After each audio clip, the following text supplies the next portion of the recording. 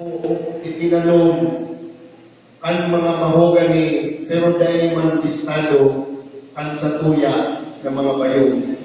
So mga lokal na mga ibon. Yato.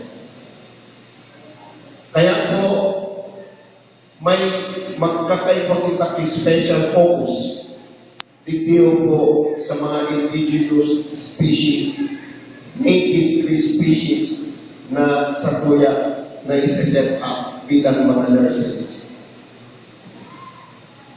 Enforcement of fisheries laws must continue, but at the same time, we must further encourage good and sustainable fishing practices, especially among our marginal fisher folks. In this endeavor, we must mobilize the communities and emphasize to them that it is their very survival that is at stake. Magallanes is a poor municipality. The majority of its population, we can surely say, are economically depressed. Livelihood opportunities must be introduced. It may be small scale, it may be modest, but it must have the capacity to put food on the table and enough supplementary income that will help the family in its day-to-day needs. A substantial distribution of basic farm implements as well as vegetable seeds to rural families will be introduced. The purpose of this is to augment the food and nutrition requirements of these households. The same can happen among fisher folk families, wherein fundamental fishing gear, including nets and other attachments, may be distributed as a form of livelihood activity. Ecotourism will be planned and implemented along the line of livelihood programs. After all, tourism is not only for the tourists, but most especially for the benefit of our people. Other livelihood concepts will be studied and introduced. In conceptualizing these projects, we must be innovative and simple.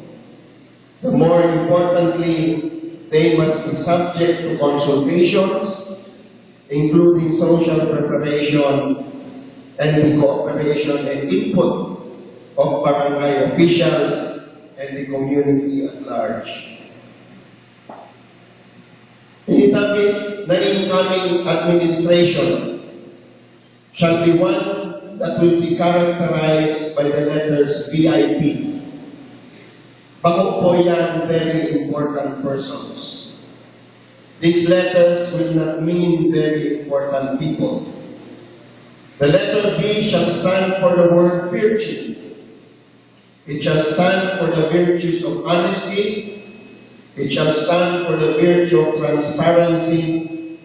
It shall stand for the virtue of accountability and integrity. It shall be God-fearing. In the letter I, it shall stand for the word inclusiveness.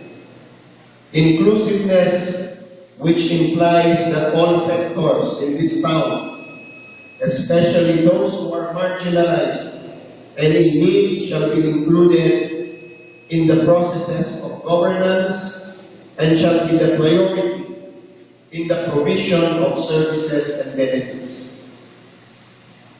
The letter P shall stand for patriotism, because without love for country, without love for our community, without love for our town and its people, its culture and its environment, we will never feel the dedication and sense of responsibility we need to achieve what we have strived for as public servants.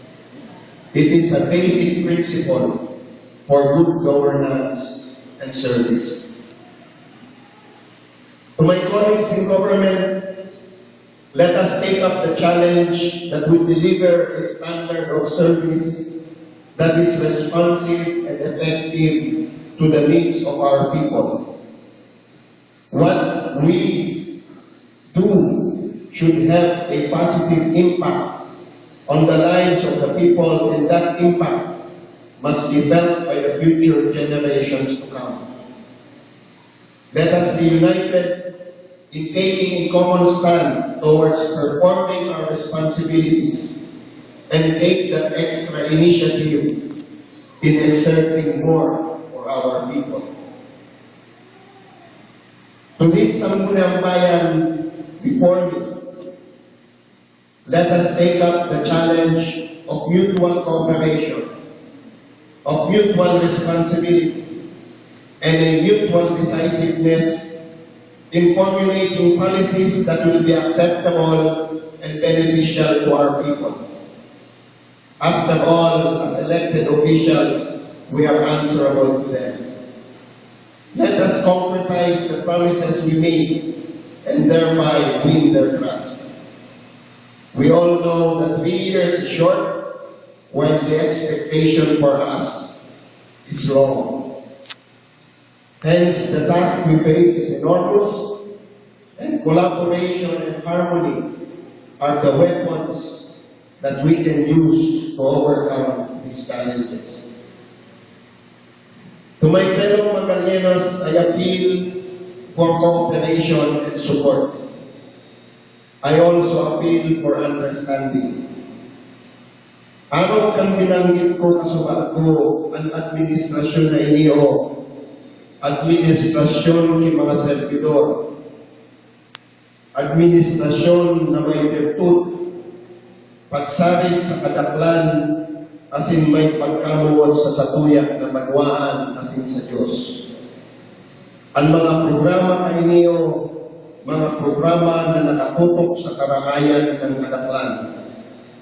Katunggal kang mandato na samuyang nakuha halik sa saindong pag-anduyo asin pagtiwala, yaon man ang samuyang isinumpa mo niyan na banggi bilang sa indong mga elidong opisyal. Hagad ni man ang sa indong tiwala asin mandato na pagkikikanan man isarong mapaskog na kooperasyon asin pagsabot na ang samuyang katuyuhan para sa ikararakay ang satuya na namuhutan niya itong banwa ng Magallanes. In closing, I would like to reiterate my appreciation and gratefulness to those who have supported me through 4 campaigns and 4 elections. To my wife and children, to my brothers and sisters and their families, cousins and relatives, sa gabustami na uminanduyog, asin na kasabayan sa kuya, sa gabos ng mga barangay. To Mayor Taranza, my deepest gratitude for his guidance and respect that he has given me. Kami sa natabi ni Manoy Roque at makasukol ang samoya na relasyon. Sa gabos namin na mga kakurangan, mga jóvenes, bulaos ang samoya na pagpapasalamat. Bulaos ang sabuya man na pagpapasalamat sa satuya na kakurangan. And lastly, Mama, this evening is not only for me, it is also for you. Thank you very much.